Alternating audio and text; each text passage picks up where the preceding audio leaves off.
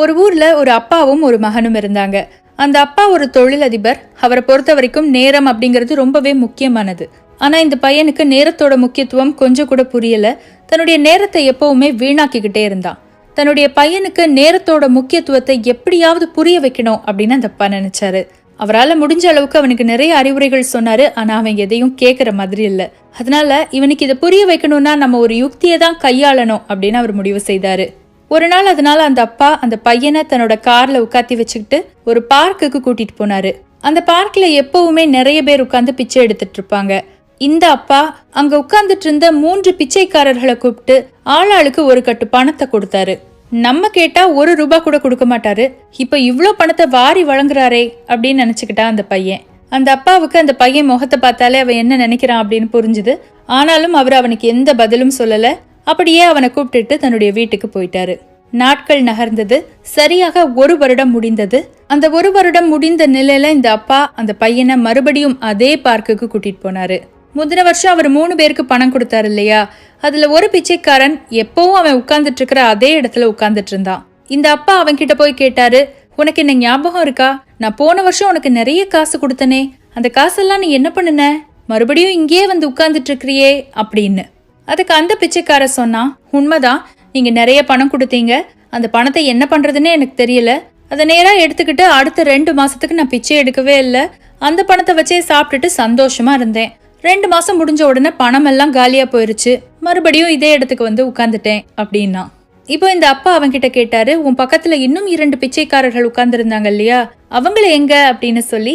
உடனே அவன் சொன்னான், அதுல ஒருத்தனுக்கு என்ன ஆச்சுன்னு எனக்கே தெரியாது. ஆனா இன்னொருத்தர் இருக்கானே, அவன் இப்ப பிச்சையெல்லாம் எடுக்கல. அதோ எதிர்த்தாப்புல ஒரு ஐஸ்கிரீம் கடை தெரியுது பாருங்க, அந்த ஐஸ்கிரீம் கடையே அவனோடதுதான் அப்படின்னு சொன்னான். இந்த அப்பா நேரா அந்த ஐஸ்கிரீம் கடைக்கு போனாரு. உண்மையாவே இவர் பணம் கொடுத்திருந்த அந்த பிச்சைக்காரன் ஒரு பெரிய ஐஸ்கிரீம் கடை வச்சு நடத்திட்டு இருந்தான். இவரை பார்த்த உடனே இவருடைய கைகளை வந்து பிடிச்சுக்கிட்டு நன்றியும் சொன்னான். இவருக்கு ரொம்ப சந்தோஷமா இருந்தது.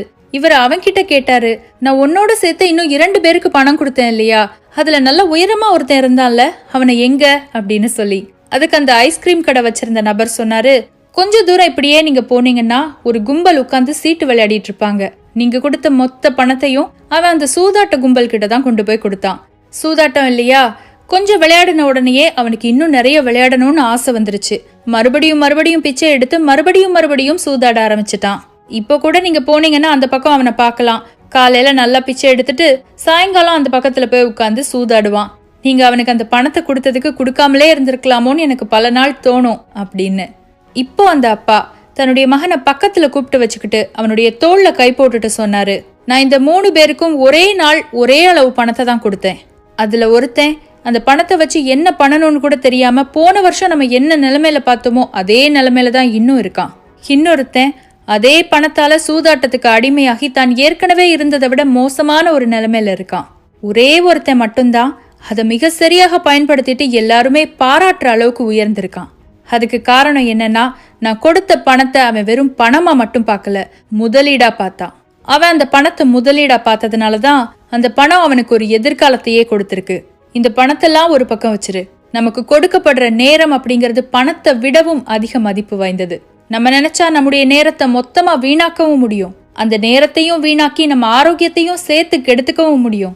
அதே நேரத்தை முதலீடாக்கி 2 மடங்கா உயர்ந்து ஒரு நல்ல எதிர்காலத்தை அடையவும் முடியும். என்னுடைய மகனான நீ இதுல எந்த வகையில இருக்க விரும்புற அப்படின்னு கேட்டாரு அந்த அப்பா. அன்னைக்கு அந்த அப்பா அந்த பையன்கிட்ட கேட்ட கேள்விய இன்னைக்கு நானும் உங்ககிட்ட கேட்கிறேன்.